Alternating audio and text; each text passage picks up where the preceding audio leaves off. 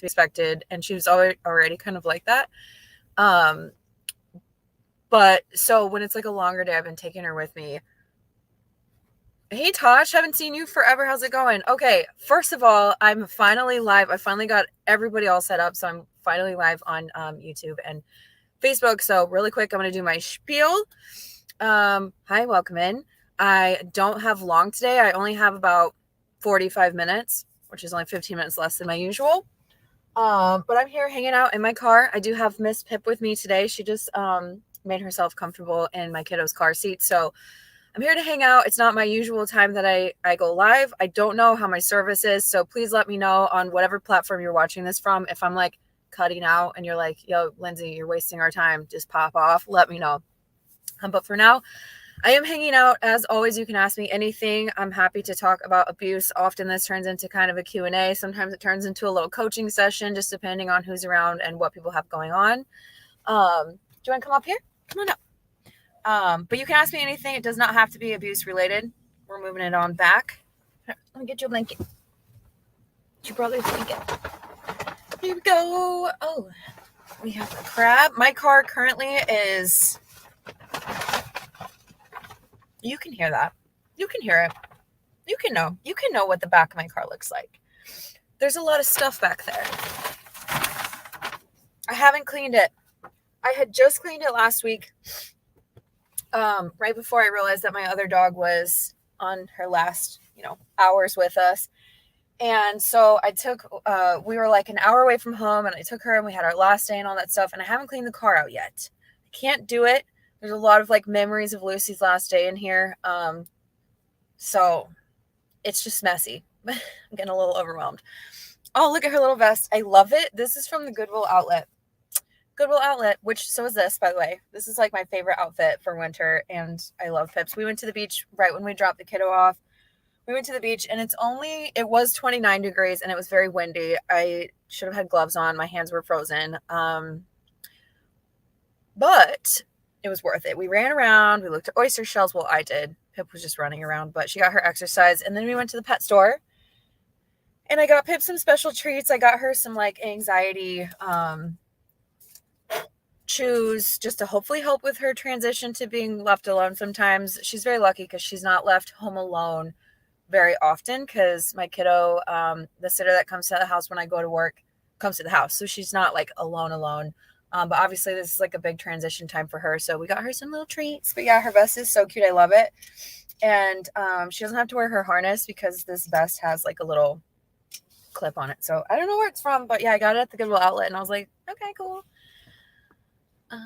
I'm proud of you for how far you have come. Thank you so much. I really appreciate that. It feels really good to be seen. Also, hi from Oklahoma. Sorry, I was kind of like trying to get adjusted in here and I missed a couple of things.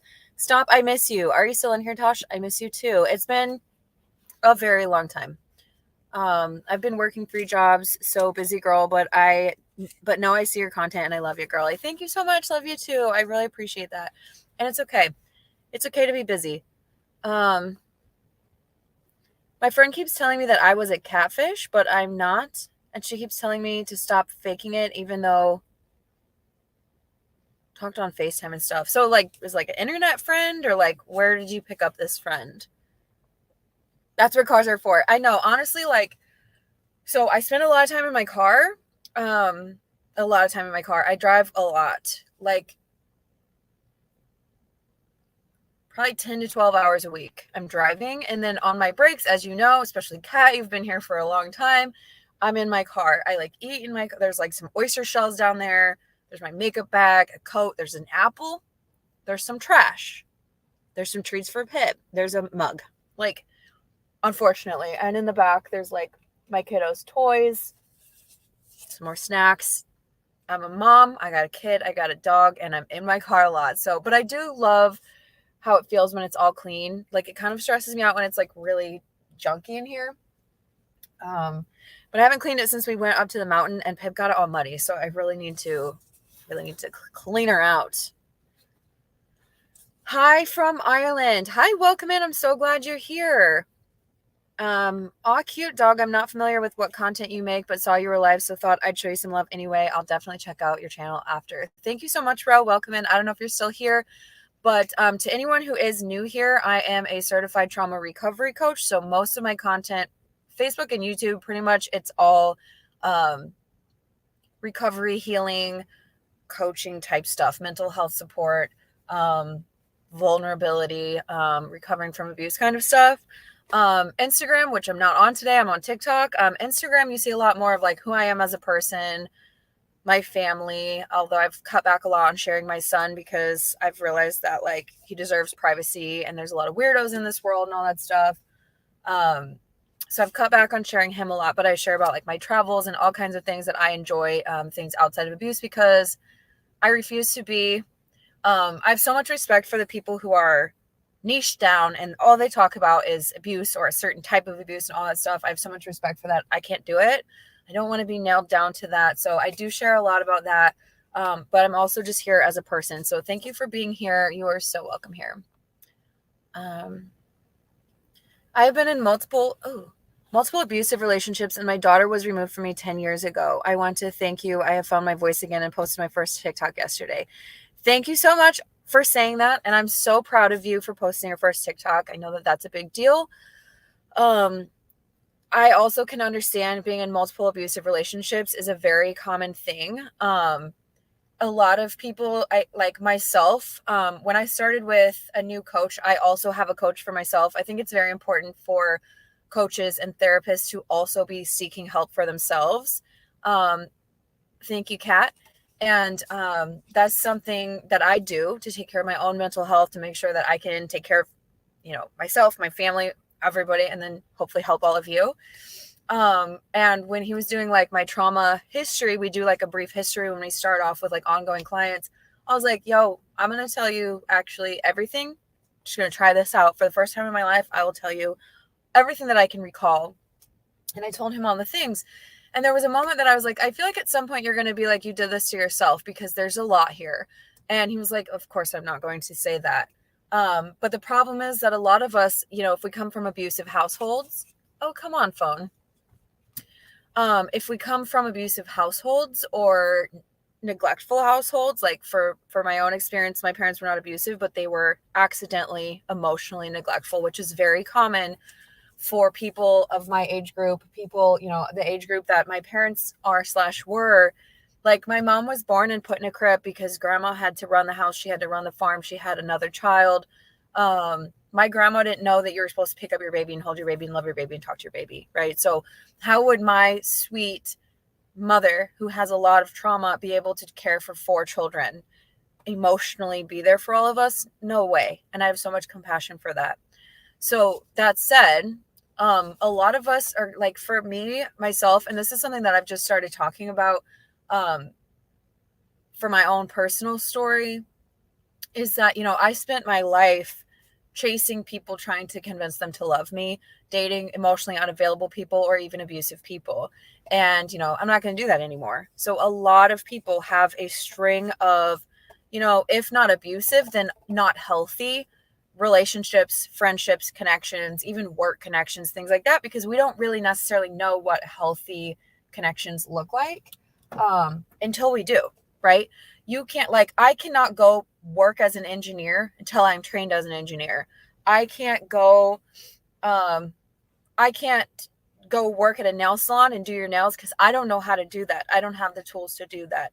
So in order to have healthy relationships and healthy connections with people and know how to have those boundaries for ourselves and, know how we're going to behave or handle relationships and things like that, we can't do that until we have the tools, right?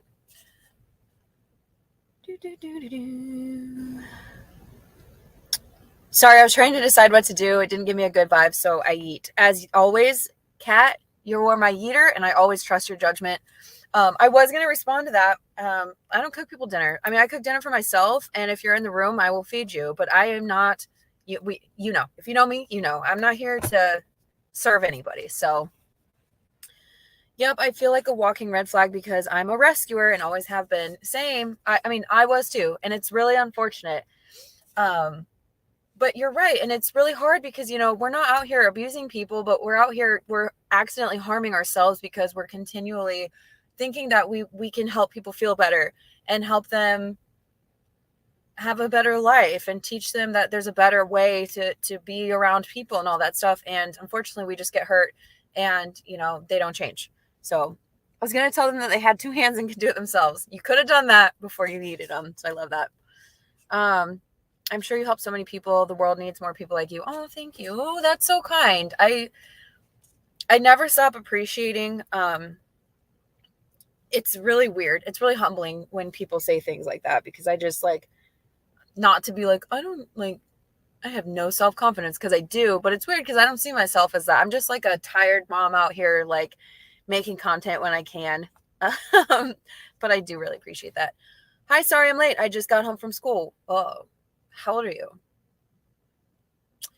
I was in an abusive relationship only a few months ago. I'm only 14, so I don't like to talk about it because people don't believe me or think I'm dramatic, which is fair enough. But yeah, it's not fair enough. I'm sorry that happened to you and you're only 14. And that shouldn't be happening to anybody. I also, I started off the bat being around not so kind people who didn't care about my safety or my body or anything like that. So hopefully you're very young and you can,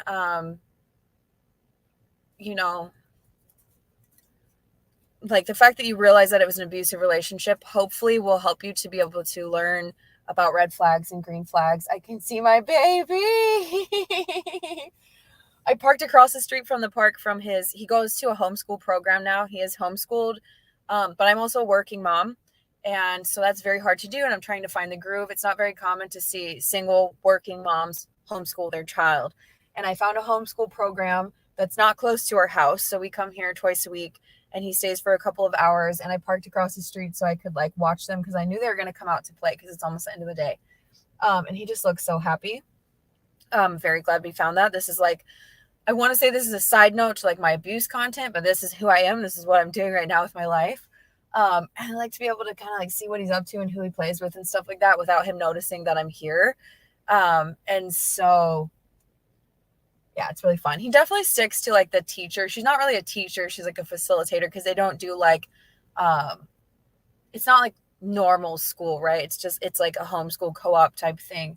And every day we come, he says, this is my last day. I don't want to come anymore. I don't want you to leave me, because he is used to being with me a lot, which is part of why I brought him here, because I was like, well, we can't be together all the time, buddy. But yeah, so that's a little bit distracting for me. I'm like, how are you guys? Oh, there's my kid. Awesome. Thank you. Okay, let's see. Where are we? I'm not used to having younger people in here. I've got some younger people in here from YouTube. So I'm happy for you all to be here, and I'm happy for you to be learning about these things. It's like my niece. My niece told me that she follows me on YouTube, and I'm like, oh, that's kind of scary, because there's a lot of things that I talk about that I want you all to just be kids and not have to worry about until you're older. But obviously, if you're here to learn and learn what a healthy relationship looks like or doesn't look like, I will do that. Obviously, I'll have to sort of filter myself. I don't know. I never know. Maybe people on TikTok are also quite young. I just don't know it, because not everyone tells me who they are. So, Jen, are you still in here? Sorry, I was rambling there for a second. Any experience with addiction, trauma? Not my addiction, but I grew up where my mother was dealing with addiction. Yes. I don't have that specifically with my family.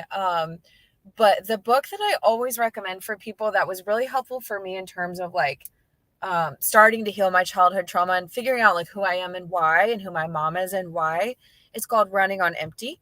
And I've really been recommending this book because my coach recommended it to me, and I listened to it on Audible and just was like, holy crap, I bought a copy so that I can hold it up when I have it near me.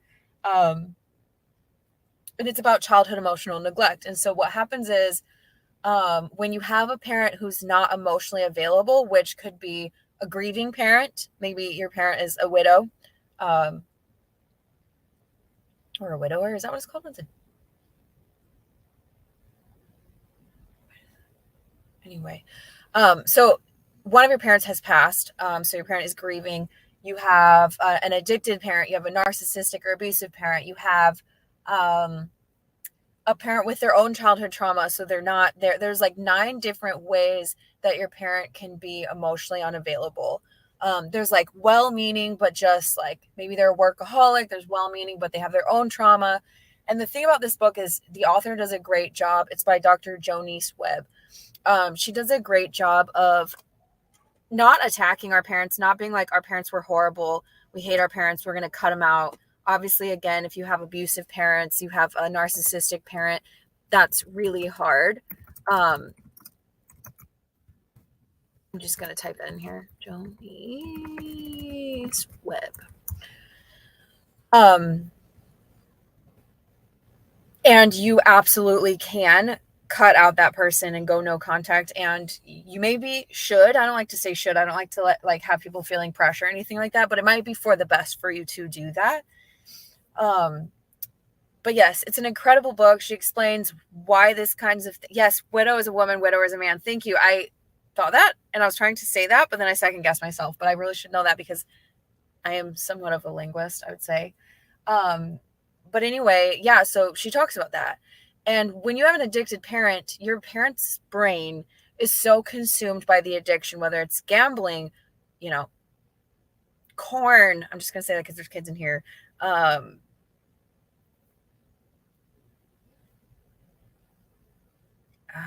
Okay. Alcohol, drugs, whatever. And they could be like, I would even argue that they could be addicted to having another person around, a relationship, or they could be in an abusive relationship, which is kind of an addiction in itself. And so that person is not present with you, right? They're not present. Either they're on something, so their brain is not there. They're drunk or they're high or whatever, or they're thinking about the next time that they're going to get drunk or high or whatever. There's also like financial issues that come with that. So it's a very complex thing. And of course, it leaves you emotionally neglected. So, Jen, again, I don't know if you're still in here, but definitely do check out that book. I have the name right now on the thingy so you all can see that if you're on Facebook or YouTube. But that was an excellent question. Thank you so much for asking. No one has asked anything while I was answering that. So I still have like 30 minutes. So if anyone has any questions, abuse related, if you're experiencing something, if you have any questions about my coaching and what I do, like I said in the beginning, I'm a certified trauma recovery coach. I offer one-on-one coaching sessions. I have several different packages for that, depending on what you need, what your commitment level is, depending on your finances and all of that stuff. And then if you are queer, I do have an ongoing monthly support group with my friend Trey De La Torre. It's specifically for queer people because we also have our own special kind of trauma that we experience, and it's just a different world for us. There's not a lot of support specifically for queer people. And my friend Kat, who is over here on TikTok, has graciously agreed to help us out with that to make sure that everyone is feeling safe and seen, and sort of just moderating as they do on my TikTok. So that our next session is March 18th. It's at 2:30 p.m. Pacific time. And one of the best things about that is, of course, it's a group of other queer folks who are talking about their situation. So learning together, supporting each other. Oh no, they lost. It's really windy out. They lost one of their they have like little parachute thingies out. And it went out into the street. There's my baby. He's so happy. Oh, he's so cute. Okay, sorry. This is really fun. I love this. So that is that. And again, oops, sorry, TikTok. Can't take your call right now. I will have to call you back. Leave a message. Sorry, I'm not home right now. I'm walking in there. I'm just showing my age there. Little Gwen Stefani for you. No doubt. All right. TikTok is taking a second to try to get itself back together, but I totally forgot what I was saying. Does anyone remember what I was saying? Oh, the other thing about the ongoing LGBTQ support group is that you have access to not just myself, but to queer, not everyone here is queer and cares that we are queer. Obviously, you don't have to be queer to have one-on-one coaching with me, but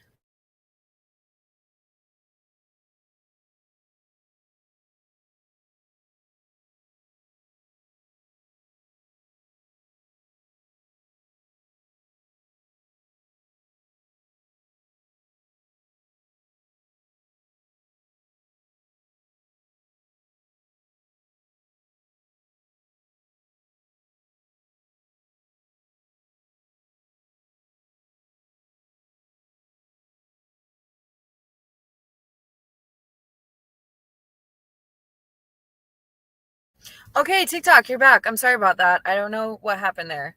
Oh, I do know. Someone called and it knocked off my whole entire system because I have my laptop hooked up to my hotspot. And when someone called, it kicked off my hotspot, which anyway. So the other cool thing is if you are queer and you want to come to that group is that you have access to 2 coaches. I'm a certified trauma recovery coach. He is a trauma-informed coach. He is working on his master's degree in OT, which really has a lot of play into what we are both doing out here. So definitely check that out. The links are in all of our bios. With that said, let me see what else y'all are asking about. Will I Ever Be Good Enough is another book for girls with a narcissistic mother. Do you know the author? I will share that. I second this recommendation. Thank you, Kat. Were you talking about my book or the Will I Ever Be Good Enough book? Either way, I appreciate that. Okay, can you talk about the difference between coaching versus therapy and why someone might need one-on-one versus the other both? So coaching versus therapy, just so you all know, I have done therapy and I have done coaching. I prefer coaching. To me, it feels much more personal. It's not like we're like best friends and we're gonna go hang out, but coaches. So I was certified through the International Association of Trauma Recovery Coaches. It's like breaking, what's the word? Breaking it. What do they call it? Like cutting edge, like breakthrough. Um, the founder of that is Bobby Parrish, and she's just done incredible things turning this specific type of coaching into a like accredited field. I think we'll be doing really incredible things in the future. And so with coaching, one of the things is that we are trained, like intensively trained about trauma and what it looks like and how you get it and what happens in your body and what happens in your brain and how to work through that, right? It's all trauma focused, whereas not all therapy is. I've worked with therapists who didn't know a lick about trauma. It's just they're talking to you, right?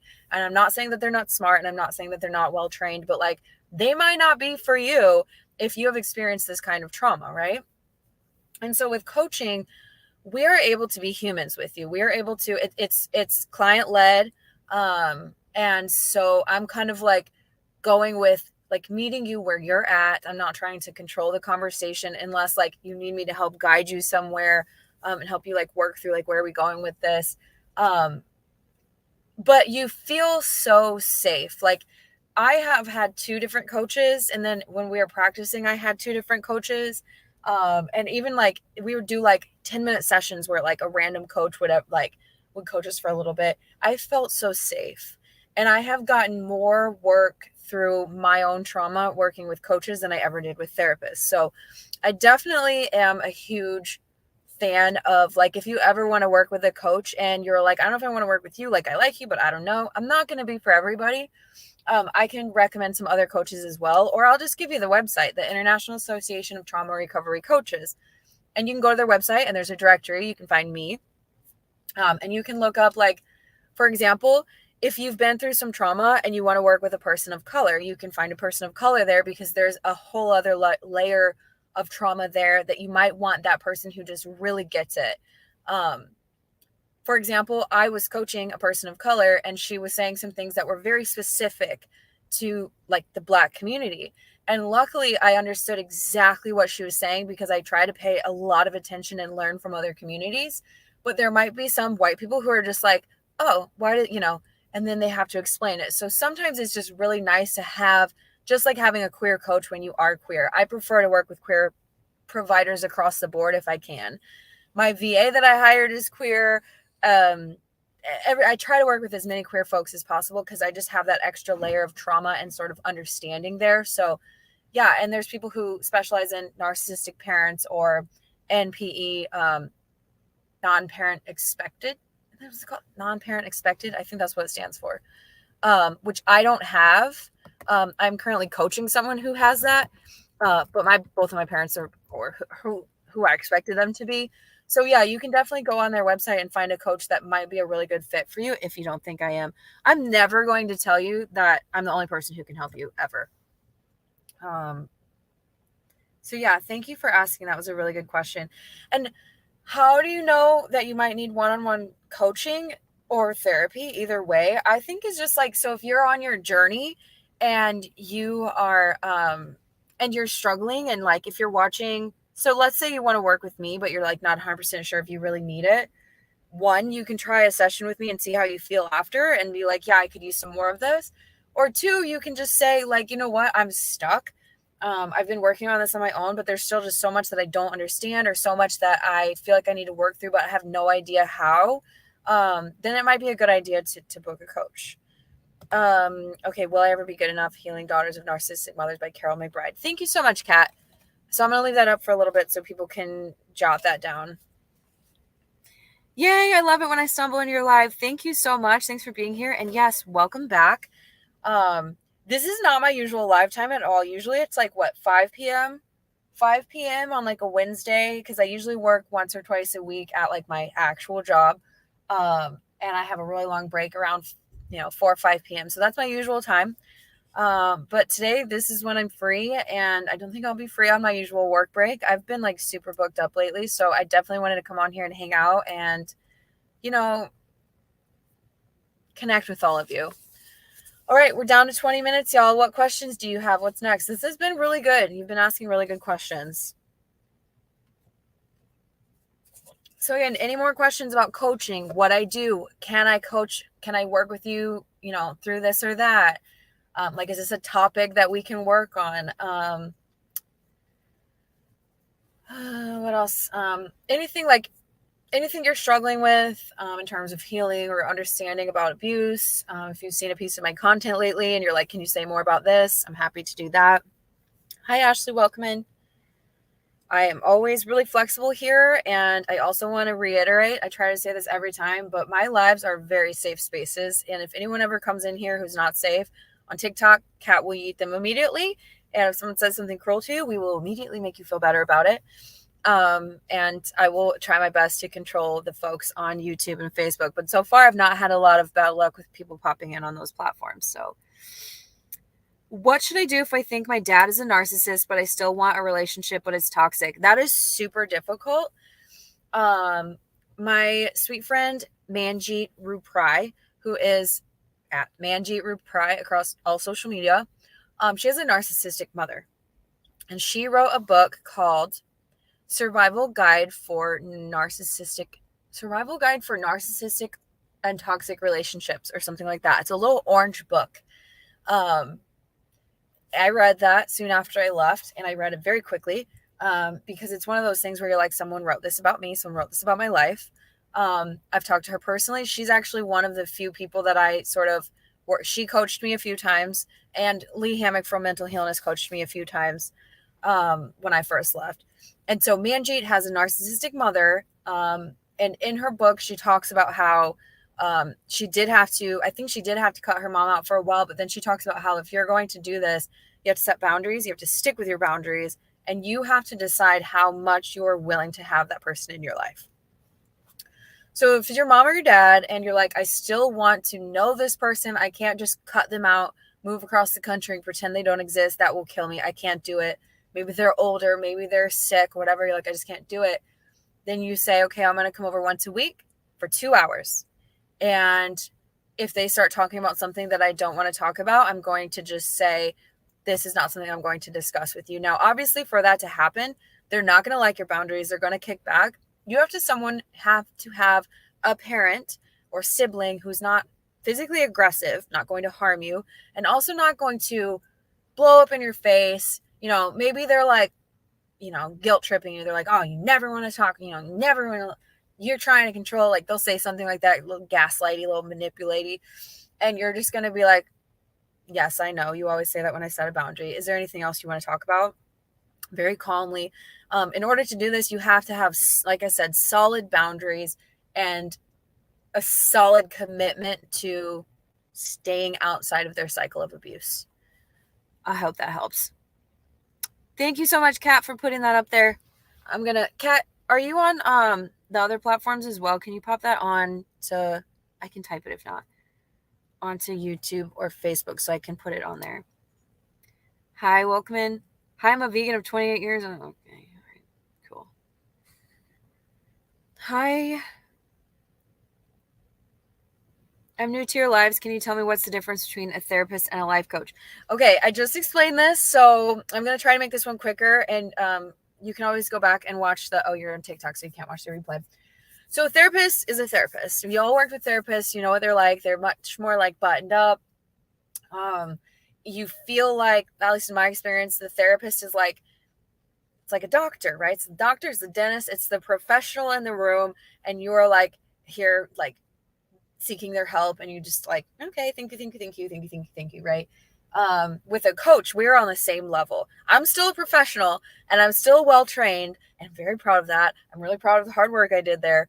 So it's like I'm a friend who, I don't know, a friend, let's say, a peer who's been through some stuff and learned about it and has some really awesome ways and tools to help you work through things. I'm not up here like, well, I have all this knowledge that you don't. We're very respectful, we're very humble, and we're humans. So when we have these, thank you so much, Kat. When we have these sessions with you, we're on the same level as you. You're going to feel very welcomed. You'll see us get vulnerable too. Like as a coach, I'm allowed to slow down. I'm allowed to say, what you just shared with me was really triggering for both of us. And that's okay. Let's take a minute and let's regulate ourselves together. Like a therapist, if they get triggered, they just have to act like they're fine. And obviously I'm not going to get triggered to the point that I'm like, I got to get off the call, but I could be like, that was really, really hard to hear. And I'm sure that was really hard to talk about. So let's just like take a minute and make sure we're okay. And then if you want to keep talking about it, we can. We're right there with you. My coach is like amazing. My coach is amazing. I will recommend him to anybody as soon as like I'll probably hire him to continue on when I'm done. But also I'm not a life coach. I don't really know what a life coach is. I'm a certified trauma recovery coach, and I'm certified through the International Association of Trauma Recovery Coaches. If you ever want to look that up, I will type it in here.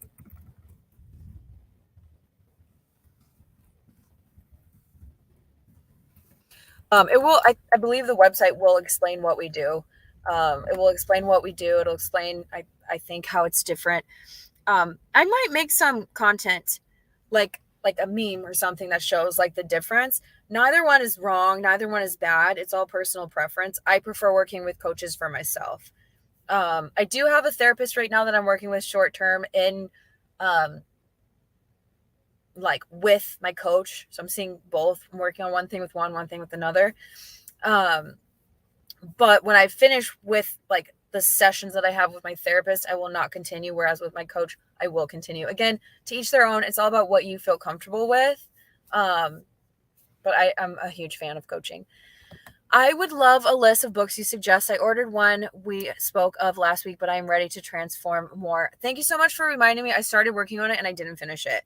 I need to add 2 more books to it because it's like a 6. The document that I chose or whatever, the template that I chose had 6. And I immediately was like 1, 2, 3, my favorites. And I was like 4 and I needed to grab 2 more. So I will think about that and I will put those on there. I would recommend the one that was recommended here today, but I haven't read it yet. And I only recommend things that I stand by. So I'll have to read it and see if it goes on the list, which I'm sure it will.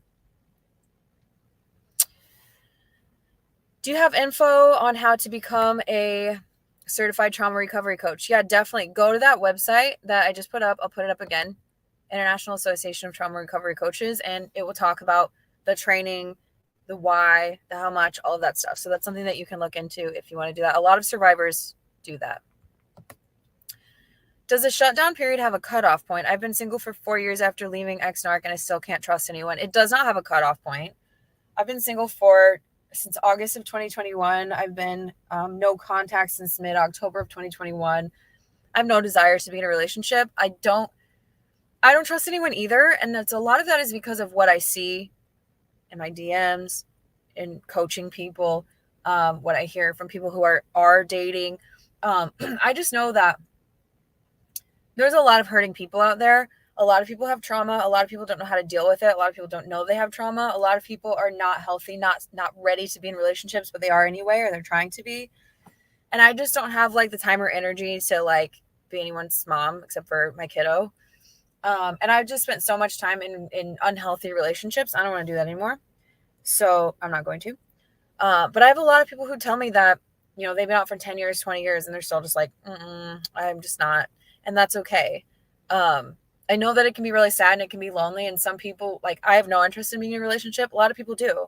And I know that that's really hard. Are you comfy? But it's totally normal because these people can come along and like you have an idea of what a relationship is and what it means, and they completely rip that idea apart and leave you just like completely effed. So I'm glad I'm not the only one. Yeah, same. My son has profound special needs and I have PTSD. He coded summer 2021, hard to keep processing, hard to find the right therapist. He coded? I think I know what you're talking about, but I'm not 100% sure. So it's so hard setting boundaries with a narcissistic parent. It is very hard. And when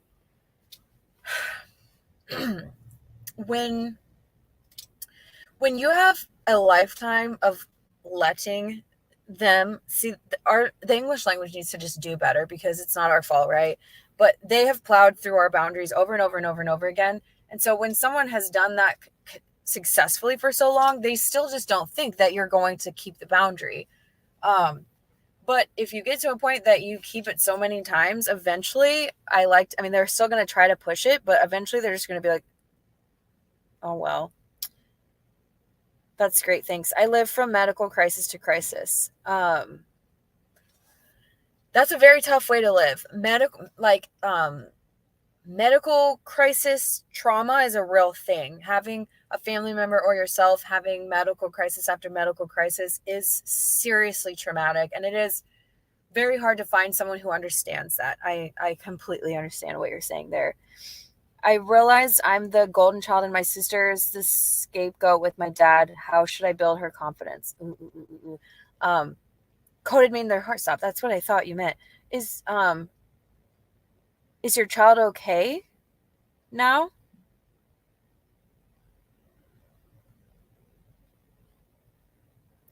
I wanted to go back and before I answer that next question about the scapegoats, hard to find the right therapist. Absolutely. Always remember that you can keep shopping.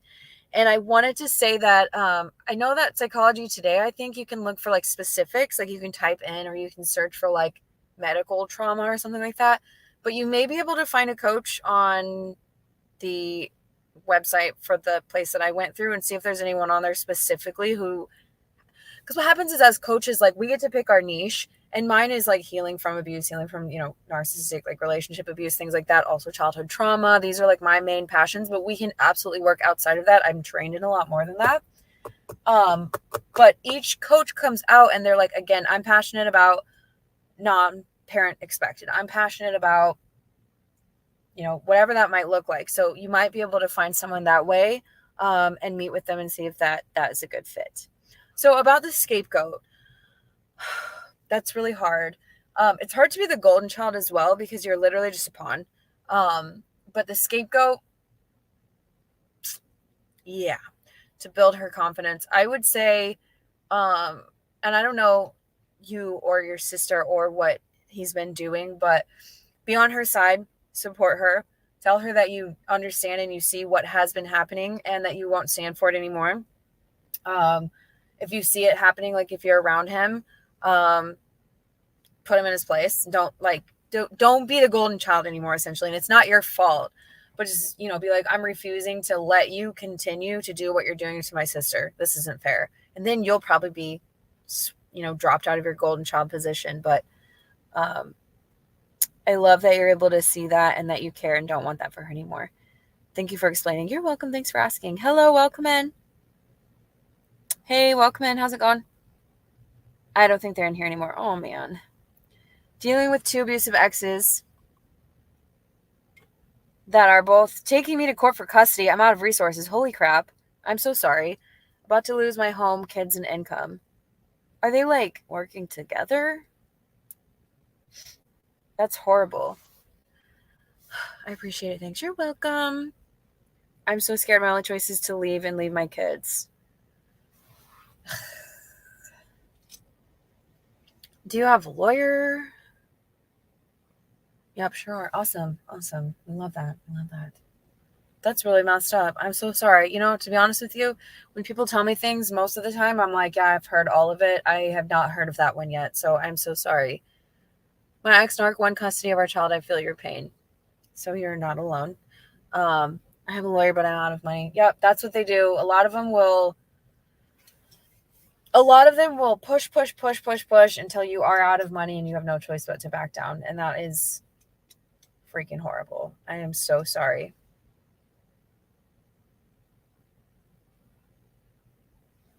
I do not need a moderator at this point because I have one and they're like one of my best friends and they do a really good job. But if I ever need a moderator, I will see if there's anyone in here that I trust to do it.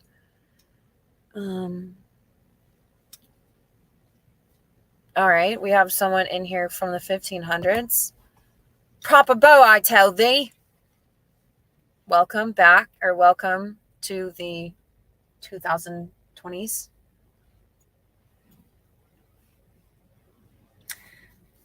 I recommend looking into local DV resources that can help pay for that. Yes, thank you for saying that. I'm sorry. I'm getting it's almost time for me to go, and my head is like now on a swivel because I'm trying to read between both of these. But yes, if you have like any DV shelters anywhere near you and like look in a greater area too as well. I don't know if they're like strict about who they can serve, but even if you just go into the shelter and meet with someone, like they might be able to, and I'm sure you've already thought of that, but they might be able to try to help you find a resource that hasn't been tapped yet. That's because they have so many flying monkeys feeling bad for them helping them.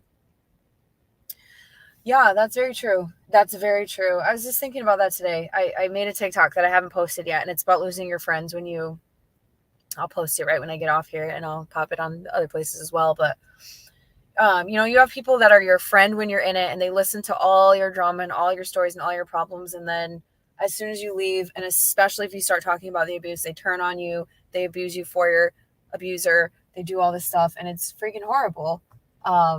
But they do. They turn. They're like, it's wild. I see the kiddos walking back over there, so I got to go over there and get my boy. I'm very excited to see him. So, thank you so much for hanging out. I'm sorry that this was a little bit of a shorter hangout today. I will try to come on one more time this week, but I can't guarantee it just because when I'm home, this isn't my first thought. Obviously, I'm working out, hanging out with the kiddo, doing all that stuff. So, if I'm not back, I will be back next week, probably more around 5 o'clock on Wednesday is my usual time. So thanks again for hanging out. Thank you for your trust. I hope that you felt validated and supported in here. But yeah, I will be posting a new video really soon. So check it out. And I'll see you all next time. Drink some water.